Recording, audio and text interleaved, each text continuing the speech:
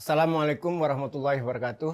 Selamat siang, selamat sore, sahabat Jejak Pustaka yang saya cintai dan saya hormati.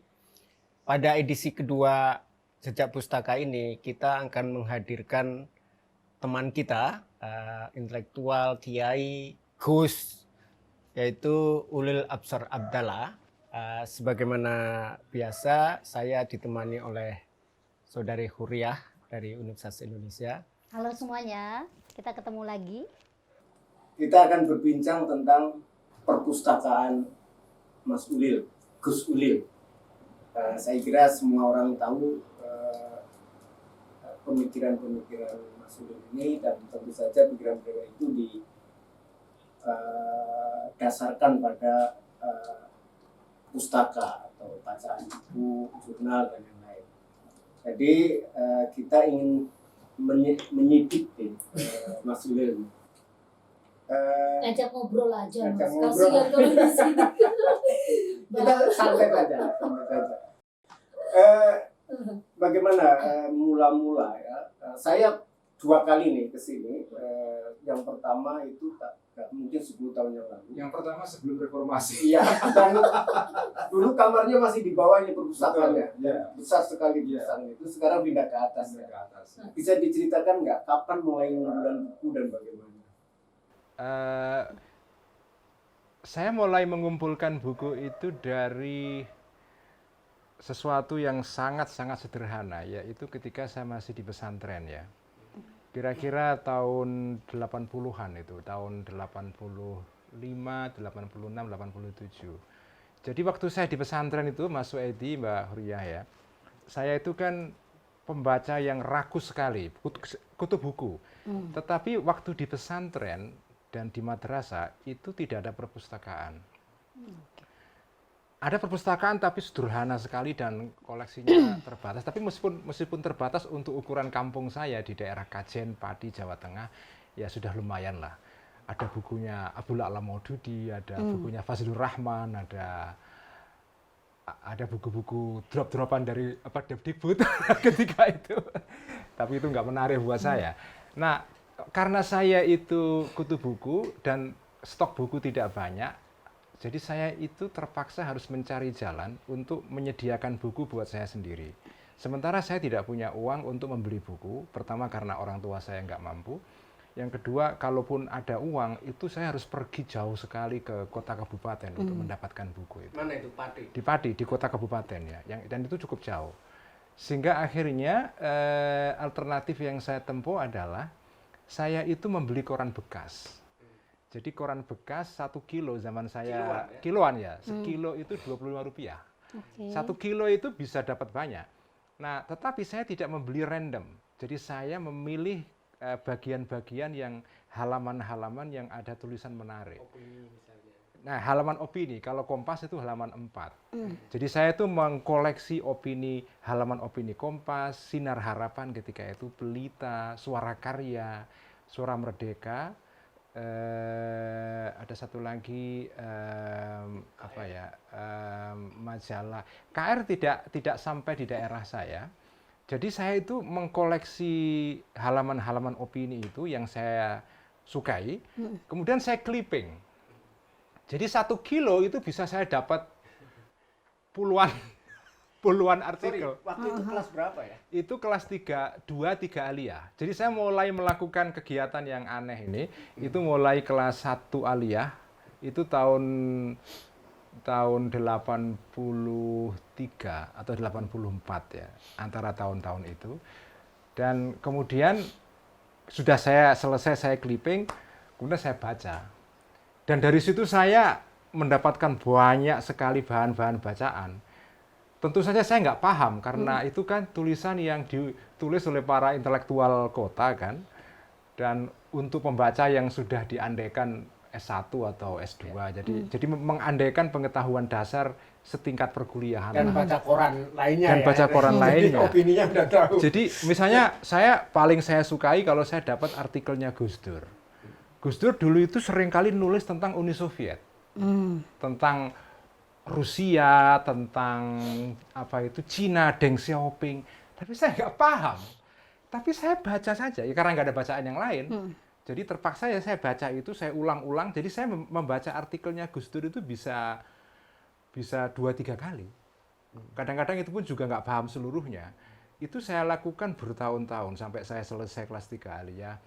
Nah, kemudian waktu kelas 3 aliyah itu masuk Edi, saya kebetulan saja beruntung itu ada di daerah saya itu ada event namanya Haulnya Kiai Mutamakin, Mbah Mutamakin, salah satu waliullah terkenal di daerah Pantura dan sekitarnya ya. 10 suro itu pesta masyarakat dan banyak orang jualan. Nah, salah satu yang jualan itu adalah orang-orang jualan koran dan majalah bekas. Salah satunya ada yang jual majalah Tempo. Majalah Tempo. Dan saya menemukan, saya nggak tahu sejak itu saya tiba-tiba tertarik dengan caping-capingnya GM. Saya itu heran, kenapa kok bagian ini yang saya sukai, padahal saya nggak paham. Anda tahu kan baca tulisannya GM itu rumit sekali, apalagi buat anak setingkat aliyah begitu kan pasti nggak paham gitu. Tapi saya merasa ini tulisan bagus. Walaupun saya nggak paham, tapi itu bagus. Jadi dari semua halaman yang dibaca, Itu nyantolnya duluan. di situ ya. Salah satunya itu saya masih ingat, ada Tempo bekas itu edisi tahun 79. Di situ GM nulis tentang bukunya Edward Said, Orientalism. Baru terbit ketika itu, GM nulis macam kayak review gitu, di capingnya. Saya baca ini apa? Bukunya menarik, Edward Said, tapi saya nggak tahu karena nggak pernah kenal ya. Tapi saya senang. Saking senangnya dengan atau terhadap caping-capingnya GM, itu sampai saya itu menulis artikel tentu saja untuk diri saya sendiri, meniru gayanya GM. Saya ketik di atas kertas gitu, yang panjangnya juga kira-kira sepanjang catatan pinggir itu, saya tiru-tiru saja gitu. Saya tuh nulis tulisan gaya caping itu puluhan. Oh, nggak pernah dikirim tuh Mas? Ya nggak mungkin dikirim kepada siapa? Kirim kemana? Ketika itu belum punya channel kemana. Jadi saya nulis sendiri, nulis dengan gaya yang gelap seperti itu, yang nggak bisa dipahami. Mading pesantren kayak gitu ya. Pesantren ada mading nggak Mas? Nggak ada ketika itu. Nggak ada. Jadi saya niru itu. Itulah mulai saya mengkoleksi buku itu dengan cara begitu. Jadi buku yang saya ciptakan sendiri. Jadi ini kayak buku yang diciptakan sendiri, yaitu clipping koran. Jadi waktu itu pustaka utamanya itu Kitab Kuning ya mungkin ya? Kitab Kuning. Ayah saya tentu punya koleksi Kitab Kuning banyak, tapi kan Kitab Kuning itu kan kita kaji setiap hari, kan bosen kita kan. Jadi saya membutuhkan. Jadi itu makanan sehari-hari. Makanan ya, sehari-hari itu. dan kita sudah bosen dan ingin mencari selingan. Nah selingan itu ya koran itu. Nah karena saya terpukau dengan tulisan-tulisan para intelektual kota. Jadi waktu saya kelas 3 aliyah itu saya sudah berkenalan, meskipun saya nggak paham tulisan mereka. Ada Daham Raharjo, Fakhri Ali, selain Gus Dur ya, Gus Dur, Mangun Wijaya, Ignas Kleden. Terus orang BPS Pak siapa itu bukan Wiratmo ya, tapi Wiro Sarjono. Ya siapa namanya ya. Ya itu juga saya baca karena dia dulu juga sering nulis di Kompas juga. Nah, karena saya sering membaca tulisan-tulisan yang serius ini ya, akhirnya saya ketularan. Artinya ketularan itu Ingin adreng adreng kepengen meniru mereka dan akhirnya saya menulis. Jadi saya menulis, pernah saya kirimkan ke majalah terbitan LP3IS, majalah Pesan dulu itu. Yang dikelola oleh Mas Hadi Mulyo dan lain-lain ya. Ada juga Arif Mudatsir Mandan almarhum ya. Tulisan apa Mas? Tulisan apa itu yang pertama kali dikirim? Ketika itu saya nulis mengomentari Cak Nur. Saya tulis ke Pesan dan dikasih honor ketika itu, honornya 10.000. Banyak sekali. Luar biasa. Itu ya.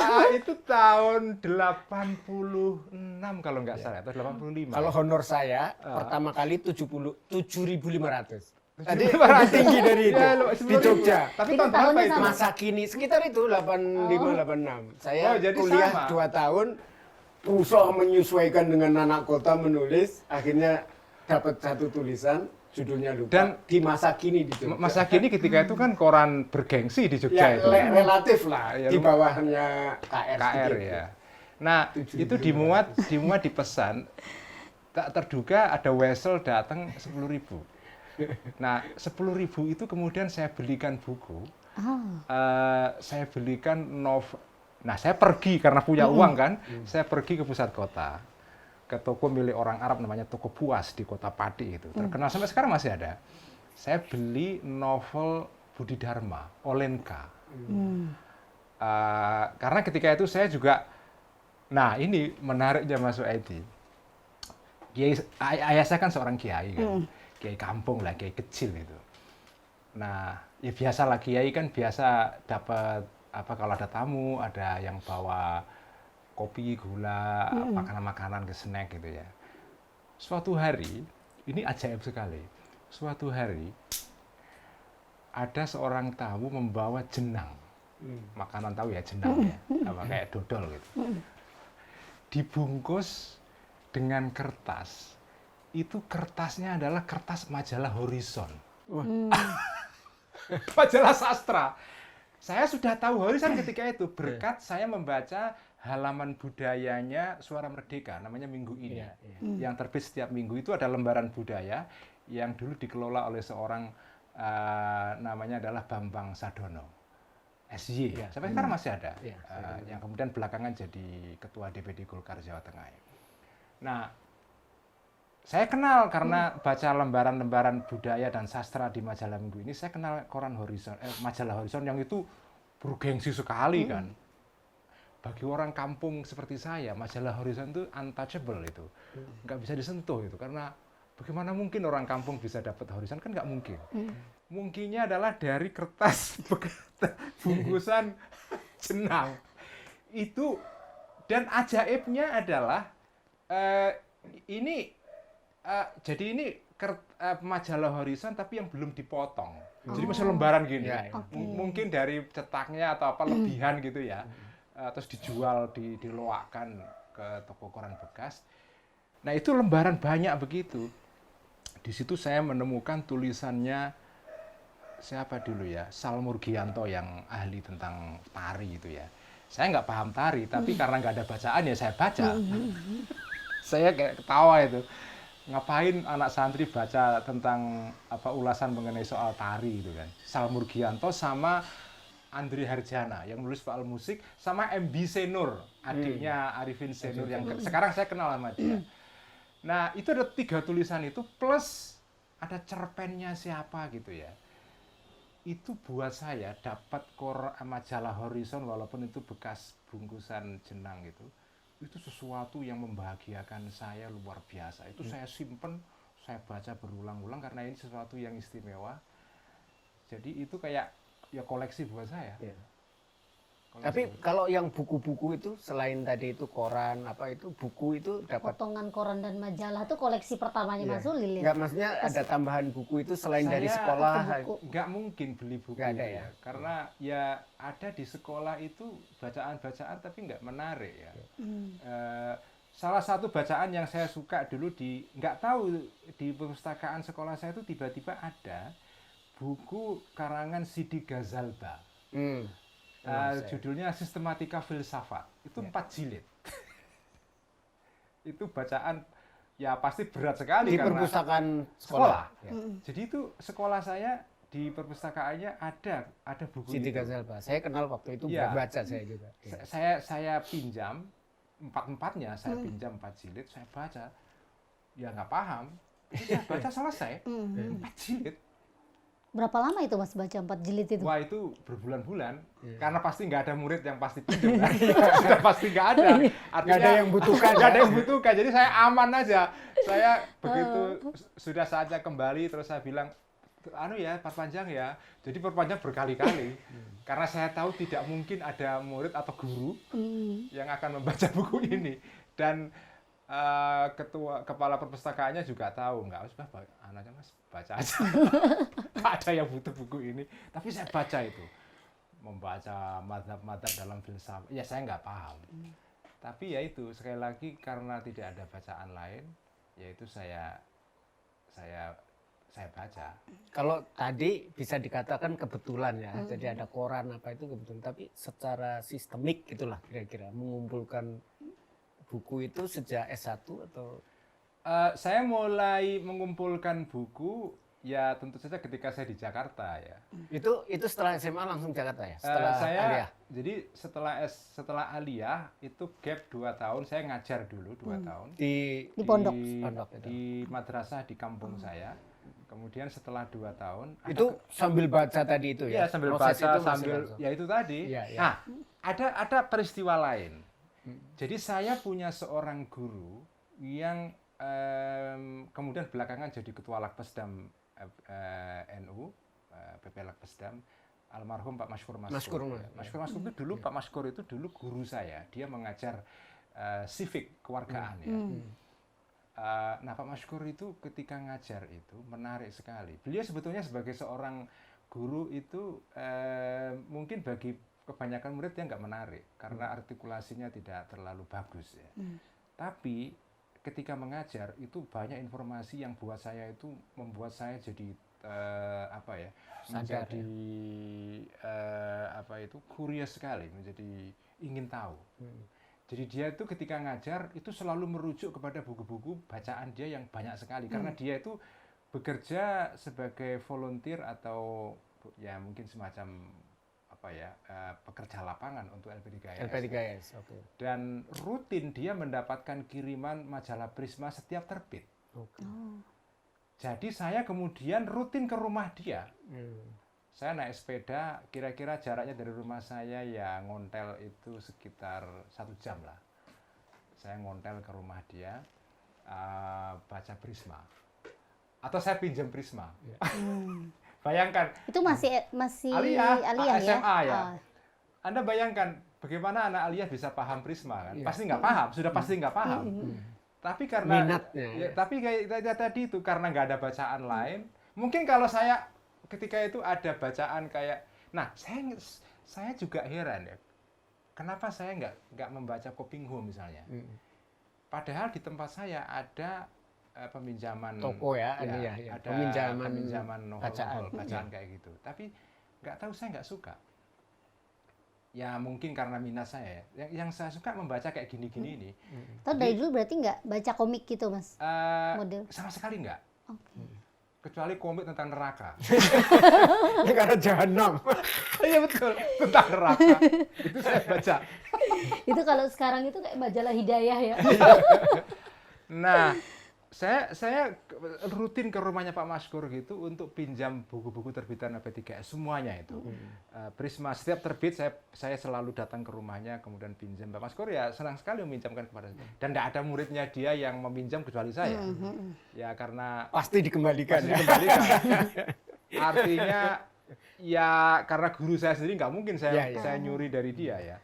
Jadi tapi salah satu peristiwa yang membahagiakan adalah ketika terbit edisi khusus Prisma tahun 94 dulu itu. Ya, yang NU itu ya. Tentang Islam itu yang warnanya merah itu. Menjelang muktamar NU. Menjelang muktamar atau malah setelah? Enggak, menjelang. Menjelang ya.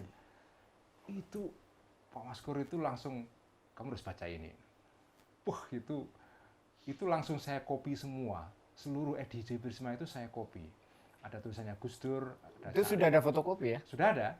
Tahun 84 kalau nggak salah ya. 84 itu. Iya, Ya, 84. Ya, saya baca juga itu Prisma Ya, itu. 84 itu. Ada tulisan Gus Dur, Cak Nur, Jalaluddin Rahmat, Aswab Amin Mahasin. Rais, Aswab Mahasin.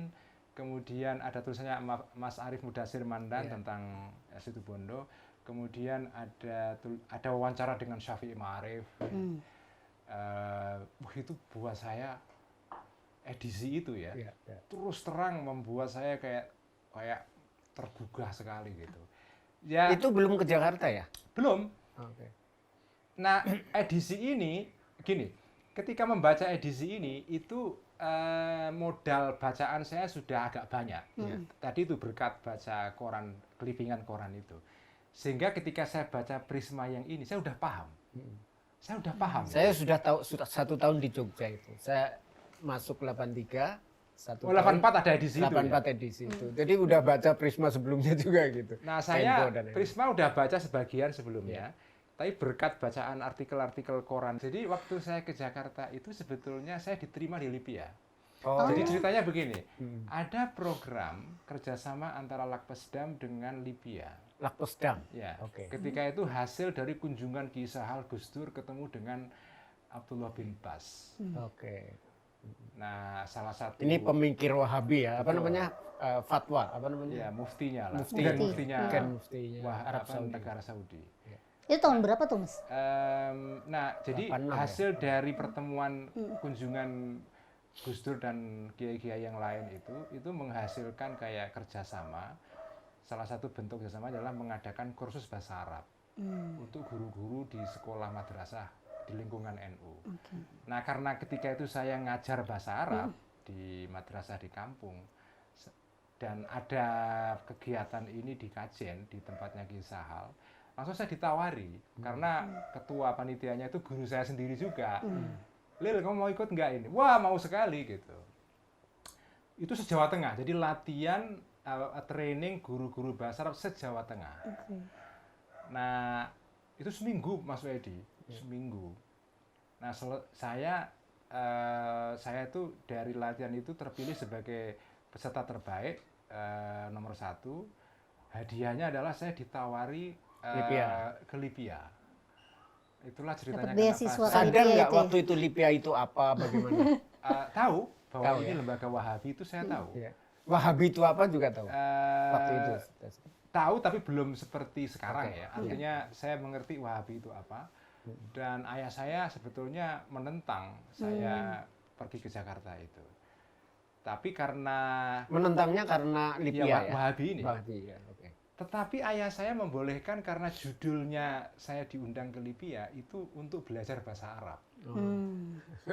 Bukan belajar agama Belajar ya? agama, belajar Ini bahasa tapi Arab. yang kursus itu ya, Mas ya? Ya, Yang pertama melanjutkan. kursus itu ya? Kursus jadi saya ditawari untuk ikut program diploma untuk guru-guru bahasa Arab ya. Oh, berarti diplomanya juga sama belajar bahasa Arab. Bahasa Arab. Oke. Nah, diploma ini untuk pengajaran bahasa Arab. Cuma tawarannya cuma setahun ya. Nah, ketika saya menyelesaikan program setahun itu, saya kemudian keluar sebagai peserta terbaik juga. Terus saya ditawari ikut yang kuliah syariah. 4 tahun kan. Ya, Tapi itu bahasa Arab itu memang bahasa Arab tapi atau ada juga ideologinya Nah, atau itu? begini, kalau yang diploma pengajaran bahasa Arab, karena ini adalah untuk pengajaran bahasa Arab, jadi semua materinya tentu tentang bahasa Arab. Cuma ada seorang dosen dari Mesir yang dia ini pengikut fanatiknya Ikhwan. Jadi sambil ngajar sambil Ideologisasi. Ya, ideologisasi juga. Tapi Ikhwan ya, bukan Ikhwan. Wahabi ya? Bukan Wahabi, tapi dia Ikhwan. Nah, dan dia sebagai dosen itu menarik sekali, orangnya sangat kreatif dan sebagai guru itu memikat banget. Metodenya bagus banget ya. Sehingga kami tertarik itu. Tapi di sela-sela ngajar, dia tuh mengenalkan literatur Ikhwan. Ya akhirnya kami baca kan. Dari situ saya berkenalan dengan Hasan Al-Banna, Said Qutb, kemudian Abdul A'la Maududi. Oh sebelumnya belum ini ya? Belum tahu saya. Belum tahu. Jadi saya berkenalan dengan Ikhwan yang melalui dosen saya yang satu ini. Nah, Anda tahu kan di Lipia itu kan gratis dan ada beasiswa per bulan gitu, dikasih uang saku ya. Nah, sebagian uang saku itu saya belikan untuk beli buku. Pokoknya pekerjaan saya dulu itu selesai kuliah jam 1 langsung pergi ke Senen ke toko Loa. Oke. Jadi baru mulai ngoleksi buku itu Ya, di setelah situ toko Loa Lipia itu. ya. Disitulah saya mengkoleksi edisi Prisma yang lama itu, saya borongin semua itu. Dalam soal koleksi Ternyata buku, kenal Pasar Senen ya, juga. jadi dalam soal koleksi buku, Loa adalah kuncinya. Betul, Kalau betul. nggak kenal Loa, maka diragukan. Kenapa Loa? Karena itulah kemampuan kita. Kalau di Jogja itu shopping. namanya. Shopping ya betul, shopping. Tapi Mas Ulil dari awal memang kan Mas Ulil tadi cerita karena kerakusan ya, karena senang baca gitu ya, apapun dibaca. Apapun Nggak dibaca. terlalu selektif gitu ya. Ya. Nah mulai menseleksi, memilah mana yang kemudian dibaca Jadi tuh. gini, seleksi itu ternyata saya lakukan secara tidak sadar. Oke. Jadi saya itu sebetulnya memang kayak random karena ketika koleksi clipping koran itu kan apa saja bisa saya baca kan. Karena kiloan tadi ya Karena belinya. kiloan itu, jadi saya bisa baca ya politik, ya agama, ya sastra, ya kebudayaan, ya hukum, macam-macam. Tapi ternyata walaupun itu kelihatannya random, ternyata di kepala saya itu sudah ada sistem yang menyeleksi. Oke. Artinya ya saya baru sadar belakangan. Artinya saya ternyata yang saya suka membaca ya beberapa jenis artikel yang tanda kutip yang berbau pemikiran. Jadi misalnya sastra juga sastra pemikiran, Oke. apa kayak gitu-gitulah. Jadi saya dari dulu memang suka yang bersifat gagasan-gagasan yang bersifat pemikiran gitu atau intelektualistik ya. Dan itu yang saya pilih. Jadi kalau misalnya bacaan yang lain, misalnya kayak tentu saja tentang resep masakan ya nggak saya beli. Tidak saya beli. Iya. Tetapi olahraga saya suka. Oke. Jadi dulu itu saya suka mengoleksi artikel-artikel tentang olahraga. Artikel-artikelnya Nino Laksono, Ya, Sindunata, tentang sepak bola. referensinya sama kalau Sama pemikiran juga kan. Tapi kalau nonton bolanya tetap suka kan? Nonton bola suka banget. Dulu di kampung itu ya tontonannya cuma dua, badminton sama bola kan. Dua udah itu. kalau arah koleksi buku itu kan kalau saya misalnya tergantung riset ya. Jadi dari tahun ke tahun itu ngumpulin sesuai dengan topik riset sebenarnya. Mungkin Mas Ulil punya kesamaan atau Saya itu orang terus terang ya, saya ini orang anarkis ya. Dalam pengertian saya tuh minat saya tuh luas banget. Iya. Karena karena tadi itu sejarahnya itu. apa saja Karena tidak ada perpustakaan dan terpaksa membaca apa saja, jadi minat saya ya apa saja. Meskipun apa saja itu tidak apa saja juga, apa saja yang menarik saya. Dan yang menarik saya itu sesuatu yang bersifat pemikiran. Tapi itu lingkupnya luas banget, mulai dari pemikiran keagamaan, sastra, kemudian politik, kebudayaan, dan macam-macam itu. Nah interest itu juga nggak sih Mas yang bikin Mas Ulil kemudian jadi apa ya? Kan dulu itu kan gitu ya, Mas Ulil kan populer jadi Liberal. intelektual liberal Islam ya. Iya. Nah apakah karena memang itu tadi ya, karena bertahun-tahun gitu ya menekuni bacaan soal pemikiran-pemikiran jadi apa ya muncul dengan satu gagasan baru gitu kan? Kan dulu apa istilahnya ya? Bahasanya Mas Ulil itu menyegarkan kembali pemahaman Islam. Pemahaman kita atas agama. Iya. Betul itu. Jadi sebetulnya benih-benih gagasan saya itu mulai saya cicil sejak dari pondok. Oke. Ketika saya berkenalan dengan, misalnya, salah satu artikel yang ada di majalah edisi khusus Prisma tadi itu 84, itu adalah tulisannya Johan Effendi. Oh iya. Oh. Pak Johan itu nulis tentang takdir kalau nggak salah, masalah takdir lah. Itu buat saya itu sesuatu yang menarik. Dan Pak Johan kan kita tahu Pak Johan kan pemikir yang mendalam sekali ya. Ketika menulis itu kita diajak untuk menggeluti sesuatu sampai sedalam-dalamnya. Nah bagi saya tulisan Pak Johan itu memantik keingintahuan saya tentang masalah teologi. Ya. Jadi pemikiran. Nah termasuk Mas Edi mungkin ingat ya pada sekitar setelah Muktamar Situbondo tahun 84. Gus Dur bersama kawan-kawan di Jakarta itu menerbitkan majalah yang hanya sekali terbit, tahu. namanya Wawasan. Ya. Saya baca habis itu. Habis itu, Karena itu seperti majalahnya Hasan Hanafi apa? ya Al-Yazhar Al-Islami. Al-Yazhar Islami di Mesir kan. Persis. Jadi majalah itu memang Gus Dur yang punya inisiatif. Ya. Jadi itu majalah Wawasan.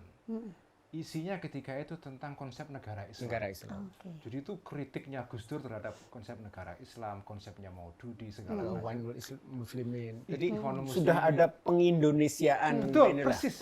Itu majalah. Pancasila sudah ada di situ. Itu saya dapat majalah waktu di Kajen. Masih Oh, masih di Kajen, masih ya? di Kajen. Saya dapat majalah itu tuh sewenangnya minta ampun. Itu saya baca berkali-kali karena nggak paham. Pokoknya kalau baca ketika itu karena Itu nggak sebenarnya paham. semi jurnal. Kalau Sudah masih di jurnal. kajian berarti masih aliyah ya Mas ya? Ketika itu saya sudah selesai aliyah. Jadi Oh, saya oke. masih ngajar sebagai Oh pas guru. ngajar itu ya. Iya. Masih guru gitu. Dapat majalah itu. Pinjam tentunya ya. Dari perpustakaannya pondoknya Kisahal. Majalah wawasan itu. Saya fotokopi semuanya itu. Karena sudah ngajar, jadi guru, ketika itu gaji saya sebagai guru itu 12.500. Honor. Lebih dikit honor dari LP3S ya. Nah, jadi saya itu ketika jadi guru di kampung itu, honor saya itu 12.500. 7.500-nya saya pakai untuk langganan Kompas. Jadi saya tuh bangga sekali karena saya merasa di kampung saya satu-satunya orang yang langganan Kompas. Kok nasibnya sama ya? Ketika saya mahasiswa itu langganan Kompas sama Tempo saya. Itu gagak-gagak. Itu kaya sekali bisa langganan Kompas. Tapi uangnya dari nulis juga. Ayo, jadi bukan. Jadi saya merasa bangga sekali karena kalaupun ada orang yang membaca koran di desa saya atau di kecamatan saya bahkan, paling Suara Merdeka dan Penyebar Semangat majalah bahasa Jawa ya. Yang langganan Kompas itu setahu saya itu jarang banget. Karena kan Kompas agak intelektual gitu ya kesannya kan. Memang betul begitu kan. Berarti di pondok cuma Mas Ulil yang baca Kompas tuh? Iya, nggak ada yang lain. Dan kalau menemukan artikelnya Gus Dur itu gembiranya saya luar biasa. Meskipun saya nggak paham. Ini kembali ke Lipia tadi. Yang 4 tahun diambil nggak? Saya ambil, jadi akhirnya ditawari 4 tahun. Ayah saya agak keberatan, tapi ya gimana? Ayah saya nggak bisa mengkuliahkan saya. Saya mondok, saya juga ayah saya nggak mampu juga. Akhirnya ya sudahlah, ini yang tersedia kesempatan hanya ini saja. Itu Akhirnya jurusan saya ambil. syariah ya Mas ya? Jurusan- Berarti ya? karena hanya satu saja Ah, oke. jurusannya. Saya ambil jurusan syariah 4 tahun di sana. Itu tahun-tahun yang bagi saya sangat menggembirakan sekali. Karena itu mungkin tahun-tahun yang paling kreatif dalam hidup saya ya. Disitulah saya masuk PMII, mendirikan PMII di Lipia. 164 164 forum studi. bersama Danar. Jadi itu ya berkat uang saku dari Saudi itu. Ini bagaimana membawa bahan dari pesantren ya, kitab kuning, ideologi Aswajan dan lain sebagainya ketika bertemu dengan itu, dengan Sebetulnya gini ya, Iya. jujur saja, saya itu terus terang sejak di pondok sebetulnya, saya tuh punya pertanyaan-pertanyaan besar menyangkut ajaran-ajaran yang saya pelajari di pondok itu. Saya punya pertanyaan kritis, tapi saya nggak berani mengemukakan itu. Ada pertanyaan-pertanyaan yang saya nggak bisa jawab, karena saya baca banyak sumber kan. Ini kok begini, ini kok begini, ini kok begini. Saya nggak cocok. Kok Quran bilang begini, maksudnya apa gitu. Jadi saya sebetulnya sejak di pondok itu sudah ada semacam skeptisisme ya, artinya bertanya-tanya, kenapa begitu. Tapi ya saya nggak berani mengatakan itu. Dan nggak ada teman diskusi ya Mas? Nggak ada di teman pondok? diskusi. Ya. Nah, momentum saya meledakkan skeptisisme saya ini, itu ya ketika saya mendirikan JIL itu. Jadi gini, sebetulnya berdirinya JIL itu adalah puncak dari proses yang sudah saya alami lama, yaitu saya bertanya tentang hal-hal yang problematis tanda kutip di dalam ajaran Islam ya. Nah, ketika muncul fundamentalisme dan kelompok-kelompok yang konservatif ya setelah reformasi itu kemudian mengingatkan saya kepada apa yang pernah saya alami di pondok. Tapi dalam bentuknya yang lebih konservatif ya. Misalnya pertanyaan-pertanyaan soal soal jilbab, soal konsep negara, soal hubungan antara agama dengan negara, tentang perempuan, hak-hak kaum minoritas. Itu kan saya sejak dulu kan sudah bertanya itu. Dan saya bertanya itu kemudian juga di-trigger antara lain oleh tulisan-tulisannya Gus Dur dan Cak Nur yang saya baca sejak di pondok itu. Ya. Nah, ketika muncul PKS, Salafi, Wahabi, Sabili itu langsung saya seperti dendam saya itu muncul. Jadi ada hal-hal yang saya pertanyakan dan saya punya kemuskilan terkait dengan ajaran-ajaran yang diajarkan di Kitab Kuning gitu ya. Soal perempuan, soal hak-hak minoritas, soal hubungan agama dengan negara dan seterusnya. Dan skeptisisme saya itu atau pertanyaan-pertanyaan ini dibuat makin akut ya karena bacaan-bacaan saya terhadap pikiran-pikiran yang saya temukan di tadi itu, clipping koran, di majalah Tempo juga, gagasan-gagasannya Gus Dur, Cak Nur, Dawam Raharjo, Johan Effendi, Ignas Kleden, Gunawan Muhammad dan seterusnya. Itu membentuk saya semua itu. Berarti nggak tiba-tiba mengakrabi, kan kalau kita lihat gitu ya literaturnya misalnya Kursman gitu ya, Fazlur Rahman itu nggak setelah baca-baca itu lama sekali. Jadi itu. prosesnya lama ya Mas sekali. menuju sampai sejak di ke pondok. jil itu. Jadi saya itu sebetulnya mulai jil sejak di pondok sebetulnya. Oh, oke. Karena saya itu, nah ini Mas Edi, saya tidak membaca bukunya Wahib, catatan pergolakan pemikiran Islam itu. Tapi buku itu pernah saya lihat waktu saya di pesantren. Jadi diedarkan di antara santri-santri gitu, tapi sembunyi-sembunyi. Diam-diam. Nah saya ketika itu bertanya itu buku apa sih gitu kan. Belakangan saya baru tahu itu bukunya Wahib. Konon katanya ketika itu orang selentingan-selentingan ini buku yang berbahaya terus. Tapi dibaca sembunyi-sembunyi oleh beberapa santri. Tapi saya nggak berkesempatan membaca bukunya Wahib itu. Tetapi apa yang dikatakan Wahib itu saya baca dalam tulisan-tulisannya orang-orang lain yang tadi itu. Jadi, nah di Libya itu saya berinteraksi dengan gagasan-gagasan yang berbeda, gagasan dari Ikhwan, dari Maududi, dari pemikir-pemikir Timur Tengah seperti Yusuf Qaradawi dan Muhammad Al-Ghazali dan yang lain-lain ya. Jadi itu kontras itu antara bacaan-bacaan saya yang sebetulnya liberal waktu saya di pesantren menjadi bacaan-bacaan yang sangat-sangat kanan ketika saya di Libya itu. Jadi saya itu terombang-ambing antara dua kutub ini. Iya. Tapi ya saya menikmati karena pada dasarnya saya suka gagasan ya. Kan tadi Mas Ulil bilang terombang-ambing tuh antara pemikiran kanan gitu ya dengan kiri gitu. Nah itu kayak gimana tuh Mas? Ya saya berusaha untuk mencari titik tengah di situ ya. Saya bergulat lama banget ya. Ini bagian dari proses pribadi saya untuk mencari jawaban ya. Dulu Mizan tuh pernah menerbitkan buku. Waktu saya masih kuliah di Libya itu ada buku terbitan Mizan judulnya Mencari Islam. Anak-anak muda gitu ya. Ya, Anak muda mencari Islam. Mencari Islam yang diedit oleh Mas Haidar dengan Ihsan Ali Fauzi. Ketika itu saya belum kuat beli buku itu. Jadi apa yang saya lakukan? Yang saya lakukan adalah setiap selesai kuliah, saya pergi ke toko Wali Songo di Kuitang sana. Selesai kuliah saya ke sana. Ketika itu buku belum dibungkus dengan plastik kayak sekarang, masih terbuka. Jadi saya ke sana baca buku itu. Belum selesai, besok datang lagi gitu ya. Jadi itu saya baca di toko buku sampai khatam karena saya tertarik sekali dengan cerita-cerita personal beberapa orang di situ, para aktivis Muslim ya, termasuk Hamid Basyaib, ada Ali Munhanif, ada Nurul Agustina, ada banyak itu di situ ya. Itu betul-betul buku ini membuat saya terwakili. Pencarian saya terhadap Islam itu terwakili di situ. Saya suka banget baca buku itu dan itu menolong saya juga untuk mencari jawaban juga ya. Ya tentu saja jawaban itu tidak langsung saya temukan setelah selesai membaca buku itu, tapi itu menolong saya untuk merumuskan kisi-kisinya lah, kira-kira oh ini begini.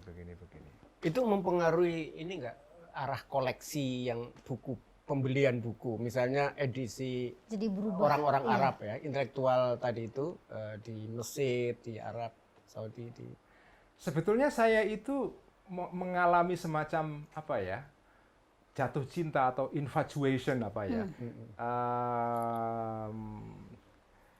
punya hubungan cinta dengan buku-buku Arab tulisan para pemikir Ikhwan itu cuma sebentar sebetulnya, karena belakangan saya kecewa karena saya menemukan sesuatu yang problematis itu.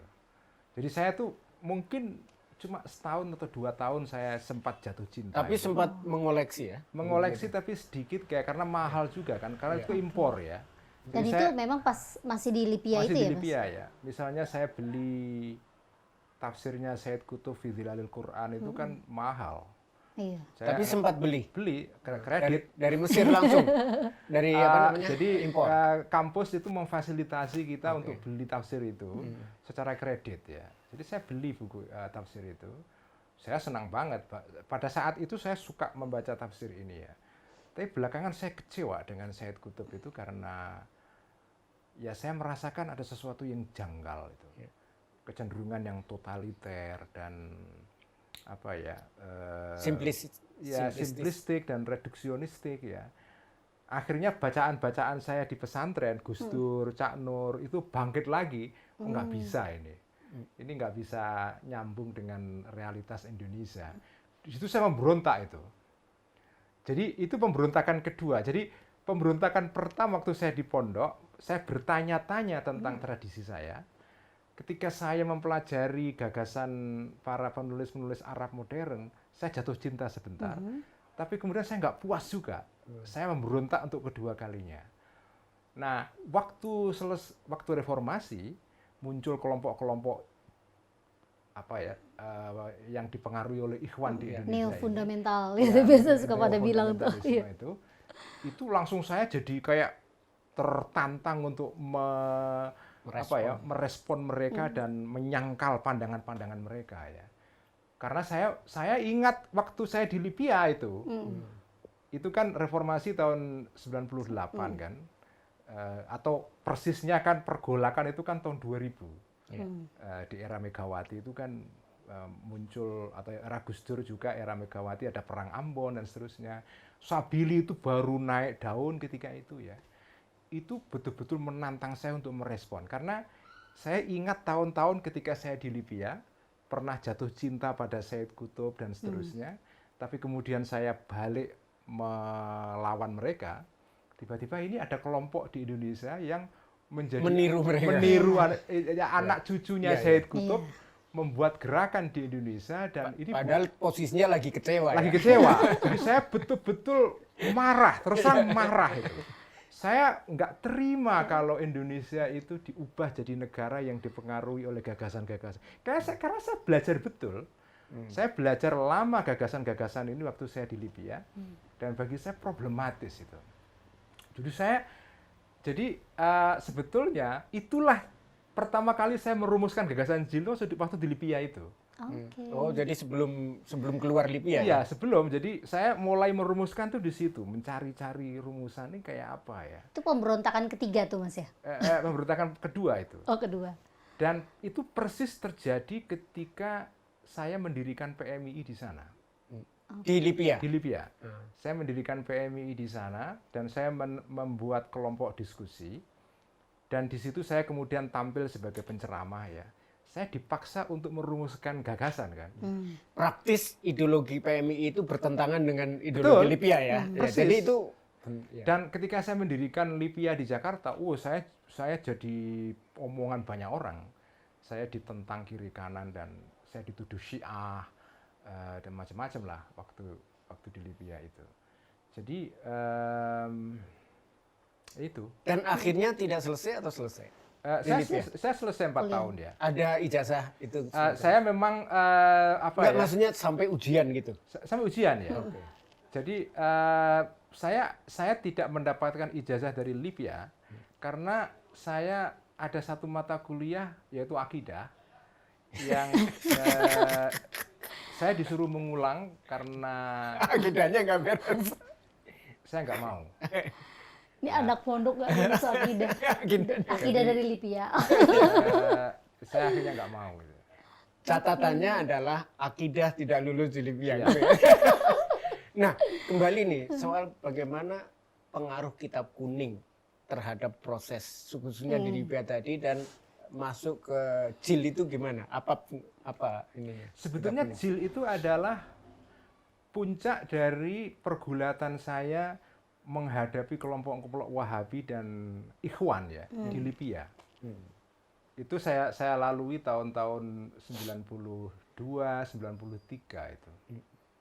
Itulah pergulatan saya dengan Ikhwan dan Wahabi itu. Tapi di sini udah ada kitab kuning kan di kepala di bawah. Ya, saya. kitab kuning kan terbawa terus ya Iya. pada dalam diri saya. Jadi itulah masa-masa saya mulai merumuskan JIL meskipun tidak saya namai JIL. JIL itu kan baru muncul tahun 2001. Iya. Jadi jauh setelah saya dari Libya. Jadi itulah saya mungkin bahkan JIL itu sudah saya rumuskan sejak saya di pondok. Ketika saya membaca Gus Dur, membaca Cak Nur, membaca Kang Jalal ya. Membaca pikiran-pikirannya Ki Sahal. Jadi sumber-sumber pembentukan gagasan JIL itu dari pondok. Meskipun secara publik baru muncul namanya tahun jadi 2001. populer tahun 2001 ya. Dan sebetulnya gagasan JIL itu gagasan pesantren. Pesantren banget. Karena isinya adalah kritik terhadap konsep negara Islamnya Ikhwan. Itu kalau mau diringkaskan seluruh gagasan JIL ya. Jadi kritik atas gagasan negara ala Sayyid Qutb, ala Abdul Alam Maududi, ala kaum Khomeini. Ala Khomeini mungkin tidak karena tidak banyak pengaruhnya. Jadi JIL itu sangat pesantren sekali. Oke. Tapi Mas, kalau dari kalangan pesantren sendiri gitu ya, itu ada reaksi penolakan juga nggak sih? Karena kan capnya kan liberal gitu. Penolakannya banyak karena mereka tidak mengerti esensinya ya, karena nama liberal itu. Iya. Tapi esensinya gagasan JIL itu ya seperti yang ditulis Gus Dur di dalam majalah Wawasan yang tadi saya ceritakan. Persis seperti gagasan Gus Dur yang itu pernah Gus Dur itu melontarkan gagasan yang dimuat di majalah di koran Pelita. Itu setelah Muktamar Situbondo. Ada 2 seri wawancara dengan Gus Dur yang dimuat di Pelita tentang Islam sebagai ideologi komplementer. Ketika itu lawan diskusinya adalah Amin Rais. Jadi Amin Rais menghendaki Islam sebagai ideologi alternatif. Karena Amin Rais kan terpengaruh oleh Ali Syariati, Iran, gagasan tentang negara wilayatul faqih. Gus Dur nggak setuju. Gus Dur mengatakan Islam bukan ideologi alternatif. Islam itu adalah ideologi yang bisa bekerja sama dengan ideologi-ideologi lain di luar Islam. Itu yang beliau sebut sebagai Islam sebagai ideologi komplementer. Itu ada di Prisma juga itu. Ada di Prisma juga, tapi itu dinyatakan oleh Gus Dur dalam wawancara di Pelita. Itu saya baca. Itulah gagasan JIL itu sebetulnya intinya di situ. Oke. Intinya adalah konsep merumuskan konsep hubungan negara dengan agama. Yang itu sudah dikatakan Gus Dur, dikatakan Cak Nur, dikatakan oleh para pemikir-pemikir Muslim pada tahun-tahun 90-an. Jadi namanya saja Islam liberal, tapi kontennya sebetulnya ya itu. Ini menarik nih, karena persepsi banyak orang ya, bahkan di kampus sekalipun nih Mas, soal JIL itu kan tidak seperti yang disampaikan oleh Mas Ulil ya. Orang terpesona oleh kata liberal. Kata liberal itu kemudian mereka maknai sendiri, mereka definisikan sendiri, kemudian mereka Hajar sendiri. Jadi itu namanya strawman itu kan the fallacy of Iya, strawman itu betul. kan. Jadi mereka memaknai sendiri, kemudian mereka serang sendiri, mereka pukuli sendiri apa yang mereka bayangkan itu. Apalagi kalau baca yang buku fatwa-fatwa kontemporer itu kan Mas, orang taunya ya JIL itu banyak menyinggung isu-isu yang apa ya, artifisial. isu-isu kontemporer gitu ya. Ya, Kalau ya. Mas Edi bilangnya artifisial gitu. Karena pinggiran. jujur mahasiswa saya Mas di mata kuliah pemikiran politik Islam itu sampai sekarang pun masih menjadikan apa namanya JIL dalam konteks Indonesia ya sebagai rujukan utama gitu. Tulisan-tulisan Mas Ulil yang dulu tuh Ya. masih jadi rujukan utama. Jadi Gitu. sebetulnya kalau mau diringkaskan ya itu. Jadi konsep negara, kemudian yang berikutnya adalah konsep tentang minoritas. Ya. Bahwa kaum minoritas itu punya. Nah, gagasan mengenai minoritas ini juga saya banyak dipengaruhi oleh Gus Dur sebetulnya. Jadi Gus Dur itu tahun 90-an itu kan mendirikan Mas Edi ini yang salah satu yang menjadi pendirinya juga atau aktif di situ, Intervide. Iya. Dian Intervide itu lembaga dialog antar agama di Jogja yang Gus Dur salah satu pendirinya. Nah, waktu Gus Dur mendirikan Dian Intervide itu tahun berapa Mas Edi ya? Tahun 92 atau 93. 92. Itu saya masih di Lipia. Saya dengar-dengar saja itu. Dengar-dengar saja. Tapi ketika itu saya belum dekat dengan Gus Dur ya. Tapi saya tuh mengagumi laporan-laporan Kompas Iya, iya. yang Itu ditulis oleh Kompas ST sangat- Sularto.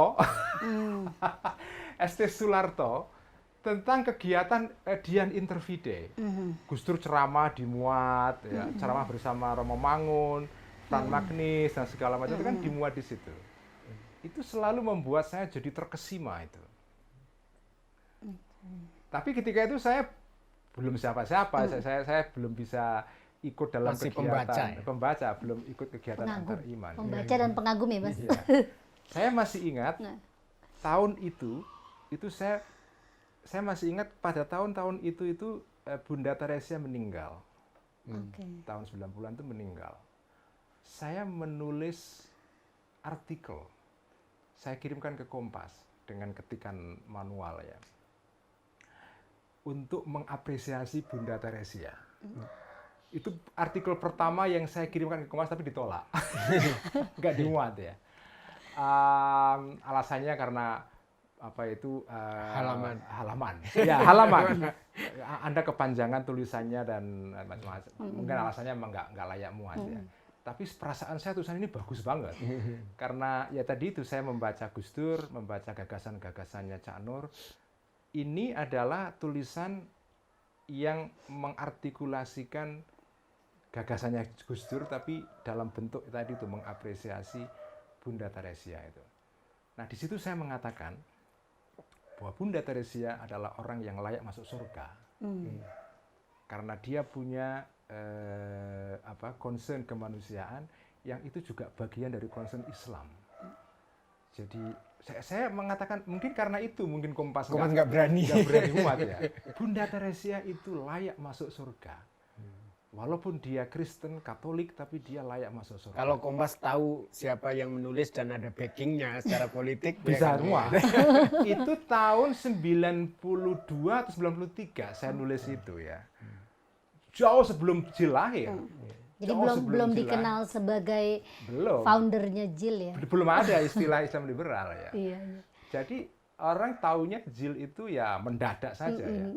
Tapi dalam diri saya prosesnya itu panjang banget dan itu hasil koleksi buku-buku. Oke. Itu sekarang dari JIL ke Ihya itu kan ada di tengah-tengah Amerika nih ya. Ya.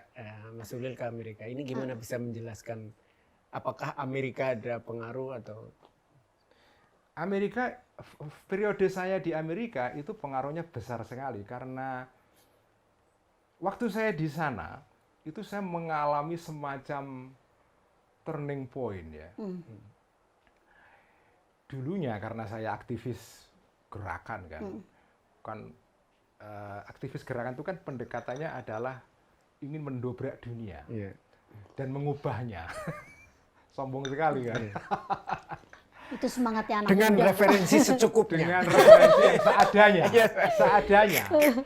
Seolah-olah kami ini tahu tentang apa yang terbaik bagi manusia dan mengubahnya. Wah, optimismenya kan dahsyat kan. Ini pesan penting ini buat semua anak muda nih. Waktu saya kuliah di Amerika, terus terang saya mengalami semacam benturan. Artinya saya ditampar itu ya. Dunia itu nggak sesederhana yang kamu bayangkan. Jadi saya mulai membaca mendalam kan. Cara membaca masalah, cara mendekati teks dalam tradisi. Salah satu dosen yang membentuk saya dalam membaca tradisi Islam itu adalah almarhum dia, namanya Profesor Dr. Syahab Ahmad ya.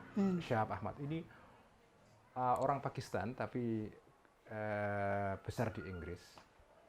Pinternya luar biasa. Dia nulis buku yang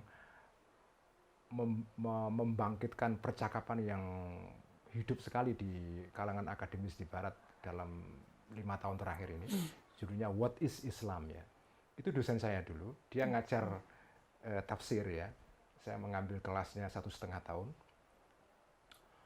Itu luar biasa. Di situ saya kemudian tahu betapa lucunya saya sebelumnya itu kalau saya lihat lagi. Termasuk Jil ya? Iya, Lucu termasuk Jil. Lucu itu. Ya nggak apa-apa, itu bagian dari proses. Jadi saya mulai membaca tradisi dengan, maksudnya kitab-kitab klasik ya, lebih serius. Dulunya saya itu kalau membaca kitab di dalam tradisi Islam lama ya, itu sering nggak sabar, karena saya anggap bertentangan dengan situasi modern. Dan bertele-tele. Bertele-tele nggak konteks, ngapain ini semua. Jadi saya, meskipun itu dulu saya pelajari di pondok, waktu di Libya juga saya pelajari, tapi sikap saya agak dismissive ya, agak mengabaikan itu. Karena saya anggap ini nggak sesuai dengan gagasan yang saya pandang lebih baik, lebih maju, lebih progresif, lebih liberal dalam konteks sekarang ini ya. Tapi kemudian saya, ketika saya belajar di Amerika itu, saya diubah cara berpikir saya oleh dosen-dosen saya, terutama oleh Profesor Syahab Ahmad ini. Yang kedua adalah Profesor Jerman yang luar biasa dahsyat bagi saya, namanya Profesor Wolfhard Heinrich. Kalau Anda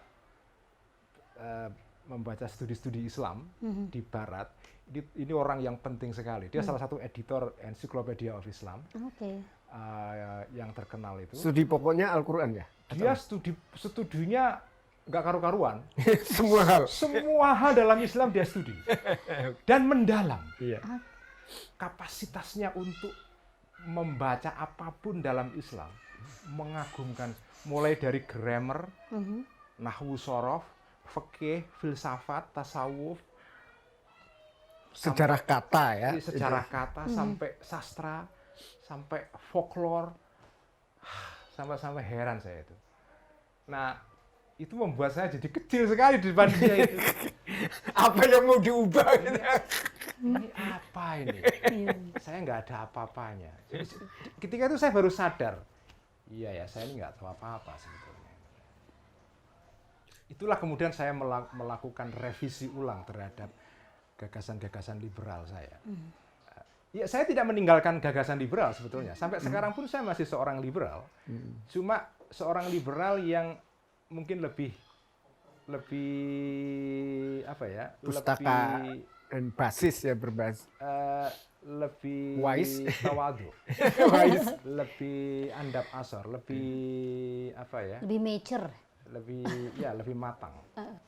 Oke. Tadi itu selama di Amerika itu sebelum masuk ke IKIA ya, itu ada konsentrasi bacaan dan juga ya, pengumpulan pustaka ya. Bacaan saya ketika itu konsentrasinya memang mengerucut ya. Apa sih persisnya yang dipelajari di sana? Prodinya apa gitu? Saya prodinya adalah perbandingan agama. Perbandingan agama. Jadi religious studies ya. Oke. Kemudian waktu saya di Harvard, saya ngambil satu departemen namanya Department of Near Eastern Languages and Civilization, NELC ya. Itu departemen yang terkenal tentang studi Timur Tengah atau studi Timur Dekat ya, yang melingkupi Arab, Persia dan Turki ya. Nah, saya ngambil konsentrasi di bidang sejarah pemikiran Islam. Ya. Tapi lebih spesifiknya saya studi tentang ortodoksi, tentang proses pembentukan ortodoksi dalam Islam dan bagaimana ortodoksi ini menghadapi lawan-lawannya. Dan saya ngambil satu kelas yang menarik sekali yang diampu oleh tadi itu Syahab Ahmad itu mengenai ortodoksi ini. Nah, di sini kemudian saya baru belajar itu tentang betapa rumitnya sejarah gagasan dalam Islam itu ya. Oke. Tapi Mas Ulil, saya agak penasaran gitu ya, karena terus terang kan kalau saya berkenalan dengan pemikirannya Mas Ulil itu liberalismenya ya gitu ya. Sampai sekarang pun di kampus kalau bicara soal liberalisme nggak pernah bisa melepaskan Mas Ulil gitu. Nah, 3,5 tahun belakangan justru kan Mas Ulil lebih dikenal dengan pengajian Ihya gitu ya. Dari yang tadinya gagasan-gagasan kontemporer, tiba-tiba Pemberontakan. tiba-tiba pindah ke kitab klasik tuh gimana ceritanya Mas? Sebetulnya saya dari dulu itu kan mengkaji kitab klasik. Iya, maksudnya mengenalkan Ya. dan mempopulerkan ke publik itu loh. Bahkan waktu di JIL pun itu setiap bulan Ramadan saya membuat program kajian kitab klasik. Oh, Dari oke. dulu itu. Al-Hikam. Ya Al-Ghazali, ya Ibnu Arabi, ya macam-macam. Ibnu Rushd, Fakhruddin Ar-Razi dan seterusnya. Cuma memang gini, saya itu memang kepingin berbicara kepada audiens yang lebih luas itu. Ah, oke. Nah, kalau Anda bicara kepada audiens yang lebih luas, itu kan nggak bisa menggunakan atau mengkomunikasikan sesuatu yang bersifat pemikiran murni, filsafat, itu kan nggak bisa, Iya. karena ya orang pasti nggak tertarik itu.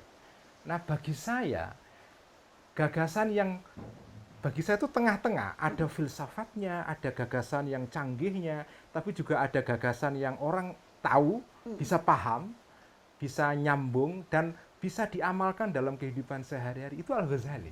Spiritual.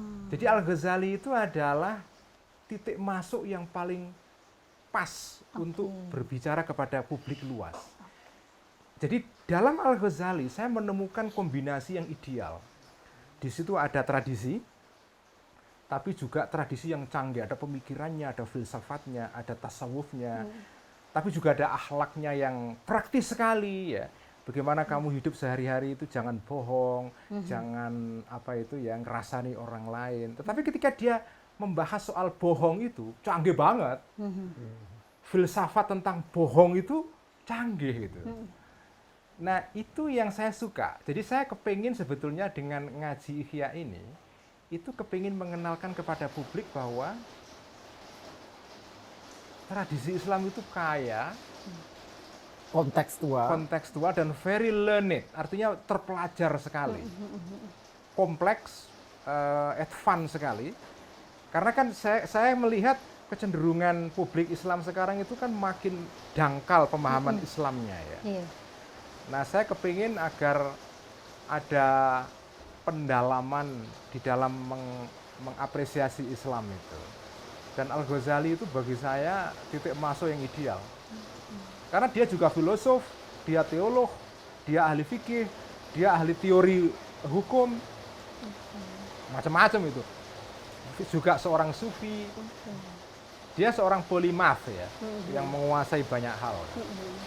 Berarti dari awal gagasan mengenalkan Al-Ghazali ya lewat Ihya itu memang sudah serius dari awal ya Mas, bukan apa sih, kan kadang-kadang ya kalau bikin postingan gitu mungkin Dadakan. awalnya nggak niat gitu ya, Dadakan. ya dadakan terus tiba-tiba diseriusi. Berarti Sebetulnya Al-Ghazali itu saya baca sudah lama sekali. Iya. Waktu saya kuliah di Amerika, saya juga mengambil kelas mengenai Al-Ghazali. Dan salah satu profesor saya, seorang Yahudi perempuan, itu nulis disertasi mengenai perbandingan antara pemikiran tasawuf Islam, Al-Ghazali termasuk, dengan tasawuf Yahudi. Saya diajar dia tuh 2 tahun, jadi intensif sekali. Mungkin saya juga dipengaruhi dari situ ya. Nah, itulah yang membuat saya kemudian makin tertarik untuk mendalami tasawuf kan. Jadi, Tapi masih banyak intelektual ya, terutama mereka yang backgroundnya filsafat, yang meletakkan Ghazali itu sebagai biang dari kemunduran Islam, filsafat ya. ya, betul. Kemunduran Islam bukan hanya filsafat, termasuk Ahmad Turu ya, Ahmad Tekuru ya. Tekuru ini yang bukunya 2019 ya, dia membuat ulasan yang sangat menarik. Dan dua mengkritik yang- Al-Ghazali. Ya, Iya. ada dua hal yang saya agak sedikit kecewa dengan buku ini. Yang pertama, dia masih memberikan meletakkan Ghazali sebagai penyebab kemunduran. Yang kedua, dia tidak memasukkan Indonesia Asia Tenggara, Malaysia, Indonesia itu sebagai bagian dari dunia Islam. Ya. Jadi dia keluarkan dulu baru, nah ini Islam mana ini gitu. Betul, Tapi itu gimana itu? itu betul sekali. Dan saya itu juga kritik itu ketika mendiskusikan buku ini, ketika dia juga ikut bicara dan dia mengakui Ya. kelemahan analisis dia tidak memasukkan Indonesia dan Asia Tenggara Ya. dalam analisa dia, dan dia memang tidak punya referensi Referensi. pertama karena dia nggak pernah riset di sini kan. Jadi dia mengakui memang kelemahan buku dia di situ. Tapi soal Al-Ghazali betul itu. Tapi gini, kalau Anda studi tentang Islam di Barat, itu akan menjumpai banyak ulasan-ulasan yang sangat-sangat mendalam dan kreatif sekali mengenai Al-Ghazali. Kesarjanaan Barat mengenai Al-Ghazali itu luar biasa kaya sekali. Artinya orang Barat itu jauh lebih apresiasi, Iya. Iya. lebih apresiatif terhadap Al-Ghazali Karena ketimbang. ini bagian dari Bagian sejarah ya, sejarah, bukan, ya. bukan potongan ya. Jadi dia tidak judgmental kayak sebagian kalangan Islam yang menuduh Al-Ghazali sumber kemunduran Islam dan seterusnya. Al-Ghazali jauh lebih rumit, lebih kompleks daripada yang dipahami oleh sebagian orang. Mas Ulil, ini balik ke Ihya nih, yang saya yakin para sahabat jelajah pustaka Iya. penasaran gitu ya. Kalau ngomongin Ihya kan dua hal yang tidak bisa dipisahkan ya Mas Ulil. Pertama Mbak Admin. Ya. Kalau nggak ada Mbak Admin katanya Iya. nggak mungkin Ihya bisa jalan 3,5 tahun. Yang kedua spotnya nih Mas Ulil. Spot Kalau gitu tempat sekarang Mbak Mas- Admin kita undang ya. Ya, atau Boleh. kita pindah ke Sekalian kita lihat spotnya Mas Ulil kalau perpusnya. apa namanya? Kalau saya ngaji dulu, Spot tuh di mana Mas? saya ngaji dulu pertama di sini. Oke. backgroundnya. Ini backgroundnya ya. Pertama kali